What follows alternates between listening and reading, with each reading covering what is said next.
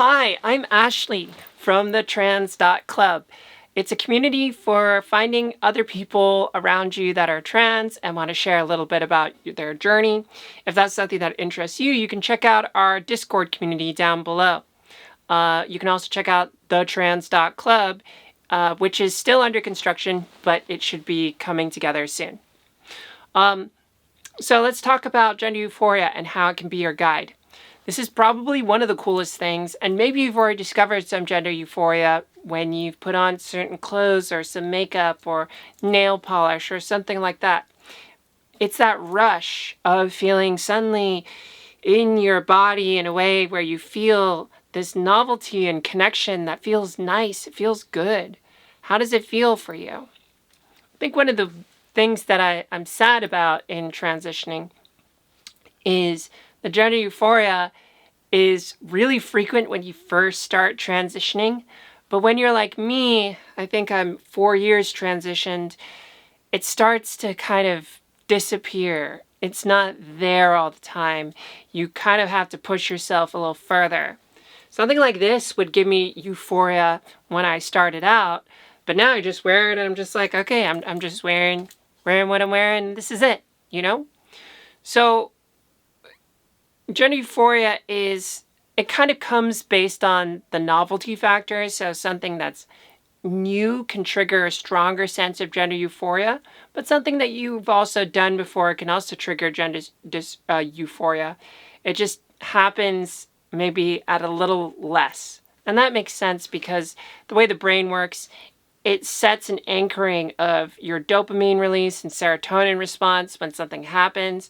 And then when something happens, the same thing happens again, there's less of a response from your neurochemistry because it doesn't want you to have that same release every time. Like the brain is cheap. It doesn't want to spend a lot of chemicals. And so if you do something that triggers gender euphoria, you do it again, it probably won't trigger the same level, even though it might be close.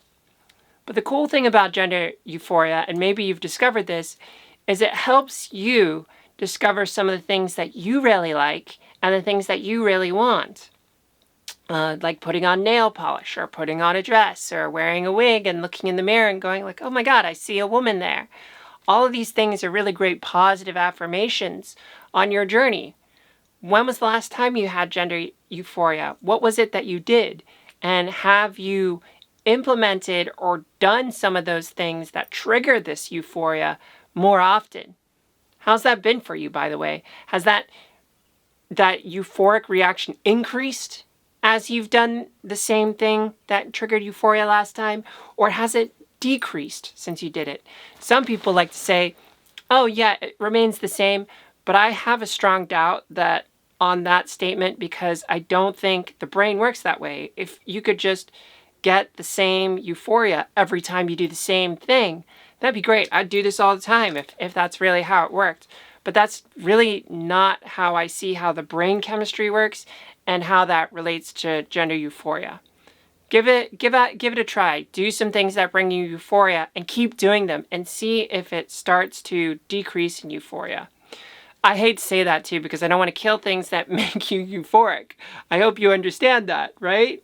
But this is important to know because as you start to normalize behaviors that bring you euphoria, your anchoring in what's normal and what's novel changes. But that's not a bad thing. I mean, imagine if you are, like, where are you on your journey? Like, imagine if you are much further along on your journey and you're now doing all of the things that you've dreamt of in becoming a woman or becoming a man. You don't get euphoria because you just are a man. You just are a woman. This is your new anchor point. This is where you exist. Your brain needs to save energy for other things. Maybe you can feel euphoric about life at this point. Maybe you can feel happy about something more meta or something different than just your gender. But I kind of have this visualization and I just want to give it to you as how to use gender euphoria as a tool.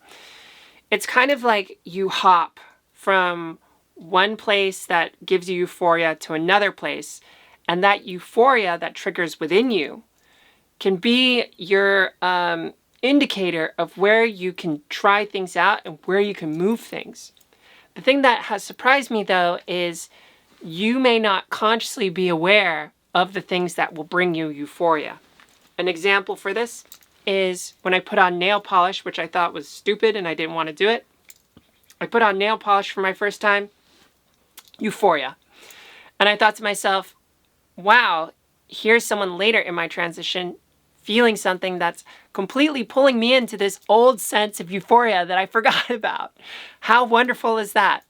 So this is why I always encourage you and people who are in their exploration in their journey to try out things, to experiment, and to take what I call a shotgun approach, which is basically like shotguns. Do you know how shotguns work? Have you played Doom or any video game that uses shotguns? It's like the shotgun shell is full of BBs, right? So when you fire the shot, it's like a scatter shot. This is kind of like the approach to really discovering things about yourself. And this is super important, regardless of if you're transitioning or not. You got to try things out. And when something hits, like, do you know what it feels like when something hits?